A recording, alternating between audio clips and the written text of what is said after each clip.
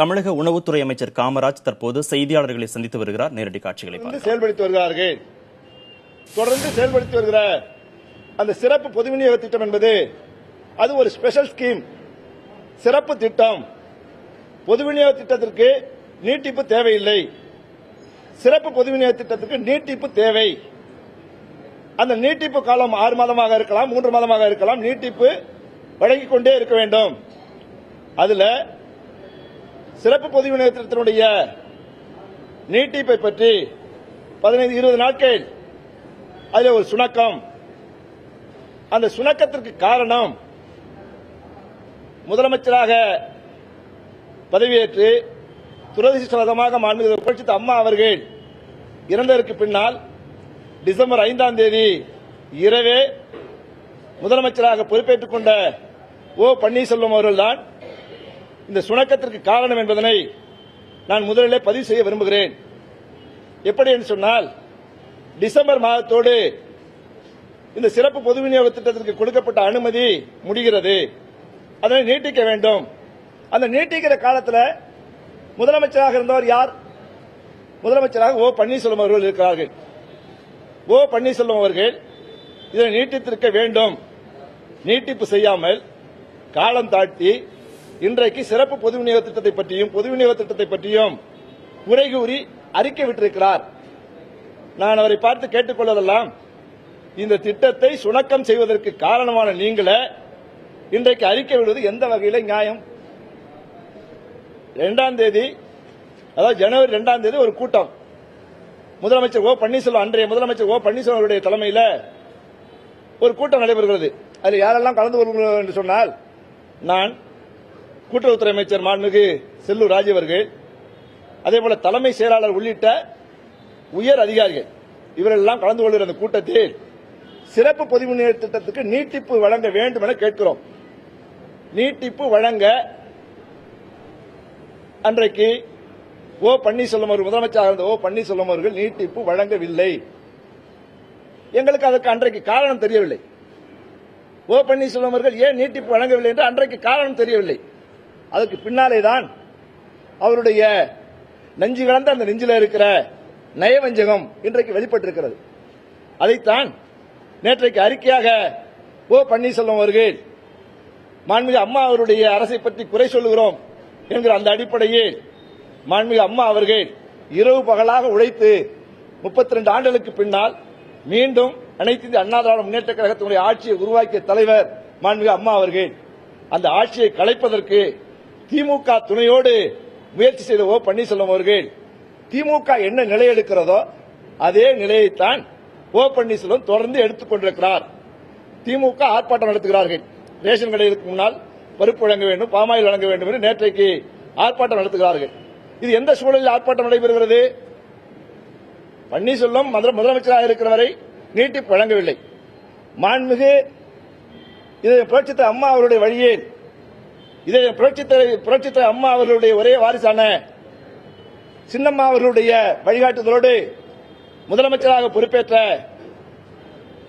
மரியாதைக்குரிய மாண்புமிகு எடப்பாடி பழனிசாமி அவர்கள் இந்த திட்டத்தை நீட்டித்து 2ஆம் தேதி 2-3 அதாவது மார்ச் 2ஆம் தேதி நீட்டித்து உத்தரவு வழங்கிவிட்டார்கள். 2ஆம் தேதியே நீட்டிப்பு வழங்கப்பட்டு விட்டது. 3ஆம் தேதி டெண்டர் கோரப்பட்டு விட்டது. 20,000 மெட்ரிக் டன் பருப்பு, அதேபோல 15,000 metric ton, 1,50,00,000 pouches, 1,50,00,000 litre palm oil வாங்குவதற்கு டெண்டர் 3ஆம் தேதியே கோரப்பட்டு விட்டது. 3/3/2017 அன்று டெண்டர் கோரப்பட்டு விட்டது. 10ஆம் தேதி டெண்டர், 13ஆம் தேதி டெண்டர்.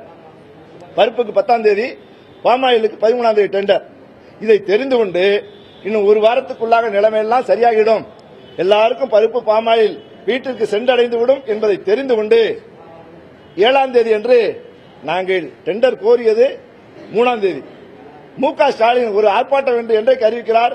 13ஆம் தேதி ஆர்ப்பாட்டம் என்று 7ஆம் தேதி அறிவிக்கிறார். இதை அவர்கள் சொன்னதால்தான் பருப்பு கிடைத்தது, பாமாயில் கிடைத்தது என்கிற ஒரு மாய தோற்றத்தை உருவாக்குவதற்காக ஒரு ஆர்ப்பாட்டத்தை அறிவிக்கிறார்.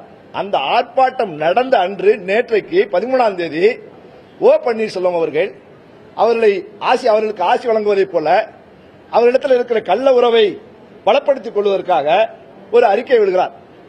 அம்மா அவருடைய அரசு, மாண்புமிகு புரட்சித் அம்மா அவருடைய அரசு ஏழை எளிய மக்களுக்கு வழங்குகிற பருப்பு பாமாயிலை வழங்கிட வேண்டும் என்கிற வேண்டுகோளை வைக்கிறார்.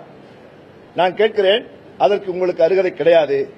இந்த திட்டம் தொடர்ந்து சிறப்பாக செயல்பட்டுக் கொண்டிருந்த இந்த திட்டத்தினை ஒரு 20 நாட்கள் சுணக்கம் செய்ய வைத்த ஓ பன்னீர்செல்வம் அவர்கள் இந்த திட்டத்தை பற்றி பேசுவதற்கு எந்த விதமான அருகதையும் கிடையாது. மாண்புமிகு இன்றைக்கு முதலமைச்சராக இருக்கிற எடப்பாடி பழனிசாமி அவர்கள் உடனடியாக உத்தரவிட்டார்கள். எல்லா கிடங்குகளுக்கும் 20,000 மெட்ரிக் டன் பருப்பு வாங்கப்பட்டு விட்டது. 1070 டன் இன்றைக்கு கிடங்குகளுக்கு சென்று விட்டது. 500 டன் கடைகளுக்கு சென்று கொண்டிருக்கிறது. பாமாயில் இன்றைக்கு நாளைக்கு எல்லா கிடங்குகளுக்கும் வரப்போகிறது.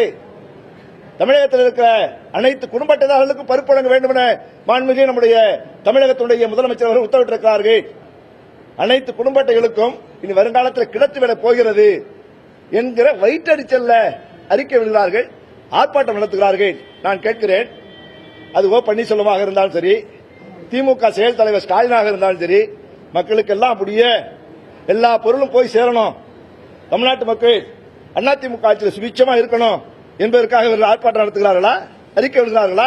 பொருள் கிடைக்கக்கூடாது, யாருக்கும் பொருள் கிடைக்கக்கூடாது.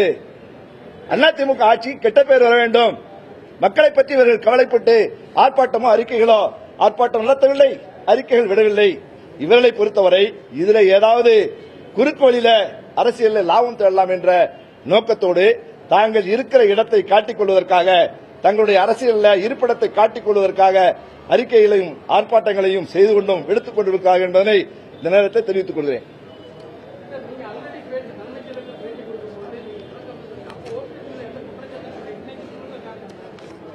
நான் தலைமை கழகத்தில் பேட்டி கொடுத்தேன்.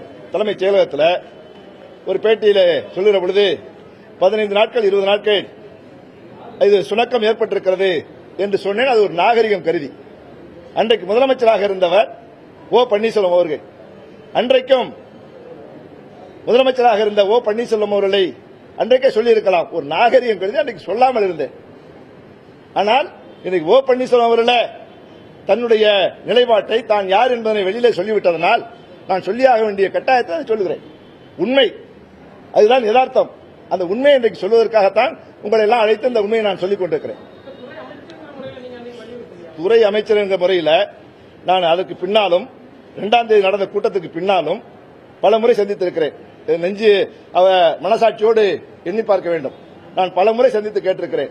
இது மக்கள் பிரச்சனை, பாமாயில் பருப்பு வரவில்லை என்று சொன்னால் மக்கள் வருத்தப்படுவார்கள். அவருடைய தேவைகள் நிறைவேற்றுகிற திட்டம். இந்த திட்டத்தை மாண்புமிகு அம்மா அவர்கள் செம்மையாக நடத்தினார்கள். இந்த திட்டத்தை செயல்படுத்துவது நம்முடைய தலையாய கடமை. அந்த கடமையை நாம் செய்ய வேண்டும் என நான் பலமுறை வலியுறுத்தி கேட்டிருக்கிறேன். வலியுறுத்தி சொல்லியிருக்கிறேன். அவரை அவருடைய அலுவலகத்தில் சந்தித்து நான் கேட்டிருக்கிறேன். அதற்கெல்லாம் அப்படியே தலையாட்டி கொண்டு உட்கார்ந்து விட்டார். அது அப்ப எனக்கு அவருடைய நோக்கம் தெரியவில்லை. அவர் வேறு ஏதோ நோக்கத்தில் இருக்கிறார். அவருடைய பதவியை தக்க வைத்துக் கொள்வதற்கு, முதலமைச்சராக தொடர்ந்து நீட்டிப்பதற்கு வெவ்வேறு கட்சிகளோடு, நமக்கு எதிரி கட்சிகளோடு எல்லாம் தொடர்பு கொண்டு அது போன்ற நடவடிக்கையில் ஈடுபட்டுக் கொண்டிருக்கிறார். இந்த வேளையில் அவர் ஈடுபடவில்லை என்பதனை, ஈடுபட மாட்டார் என்பது அப்போது எங்களுக்கு தெரியாது. இன்றைக்குதான் தெரிகிறது. ஏதோ உள்நோக்கத்தோடு அவர் அறிக்கை விடுகிற பொழுதுதான் இதை அவர் காலம் தாழ்த்தி இதை நீட்டிப்பு செய்யாமல் இருந்ததற்கு காரணமே மாண்புமிகு அம்மா அவருடைய அரசுக்கு கெட்ட பெயரை ஏற்படுத்த வேண்டும் என்பதற்காக இருந்திருக்கிறார் என்பதனை நேற்றைக்கு தான் எங்களாலே உணர முடிந்தது.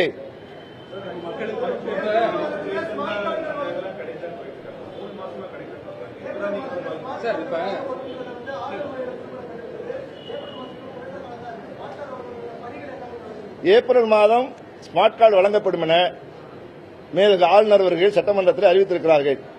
ஏப்ரல் மாதம் 1ஆம் தேதி நம்முடைய தமிழகத்துடைய முதலமைச்சர் அண்ணன் எடப்பாடி பழனிசாமி அவர்கள் ஸ்மார்ட் கார்டு வழங்குவார்கள் என்பதை உங்கள் மூலம் தெரிவித்துக் கொள்கிறேன். இன்னும் ஒரு வாரத்துக்குள், நேற்றைக்கு முதலமைச்சர் காஞ்சிபுரத்தை சொல்லியிருக்கிறார், இன்னும் ஒரு வாரத்துக்குள் அனைத்து குடும்ப அட்டைகளுக்கும் பருப்பு பாமாயில் நிச்சயமாக கிடைக்கும் என்பதனை உறுதியாக தெரிவித்துக் கொள்கிறேன். மக்களுக்கு அத்தியாவசிய பொருட்கள் கிடைக்கலன்னு எதிர்கட்சி போராட்டத்தில் என்ன தவறு? எதிர்கட்சி போராட்டம் நடத்துவது என்பது அதை நான் தவறாக சொல்லவில்லை. தவறான போராட்டம் நடத்தக்கூடாதுல்ல. இல்ல நாங்க சொன்னதுனாலதான் அது கிடைச்சது, கிடைக்க போகுது. நாங்க டெண்டர் போட்டுட்டோம். 2ஆம் தேதி டெண்டர் போட்டுட்டோம். 2ஆம் தேதி ஆர்டர் போட்டாச்சு. 3ஆம் தேதி டெண்டர் போடப்பட்டு விட்டது. டெண்டர் போட்டு பின்னால 7ஆம் தேதி ஆர்ப்பாட்டத்தை அறிவிக்கிறார். 13ஆம் தேதி ஆர்ப்பாட்டம் நடைபெறும் என்று 7ஆம் தேதி அறிவிக்கிறார். அதை அறிவிப்பதை தான் நான் உள்நோக்கம் இருக்குதுன்னு சொல்கிறேன். பொருள் போக போகிறது. தாங்க சொன்னதுனாலதான், காக்கா உட்கார்ந்தனாலதான் பணம்பழம் விழுந்தது என்று சொல்வதற்காக, நாங்க சொன்னதுனாலதான் ஆட்சியாளர்கள் கொடுக்கிறார்கள் என்று சொல்வதற்காக இந்த ஆர்ப்பாட்டத்தை திமுகவினுடைய செயல் தலைவர் ஸ்டாலின் அவர்கள் நடத்தியிருக்கிறார்கள் என்பதுதான் எங்களுடைய குற்றச்சாட்டு.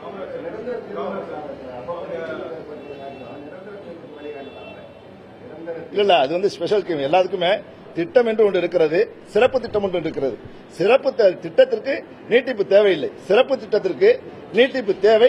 அந்த நீட்டிப்பு இதுவரை பிரச்சனை இல்லை. ஓபிஎஸ் இருந்த காலத்தில் அதுல சின்ன சுணக்கம் வந்திருக்கிறது, அவ்வளவுதான். அது அதிமுக அரசினுடைய சுணக்கம். அவருக்கு உள்நோக்கம் ஒரு 2 மாத காலம் முதலமைச்சர், அவர் முதலமைச்சராக இல்லாம காலமே இது 1 மாசம் தான் ஆகிறது. இந்த 2 மாத காலம் தான் நீட்டிப்பு காலம். அவர் உள்நோக்கத்தோடு இருந்திருக்கிறார்.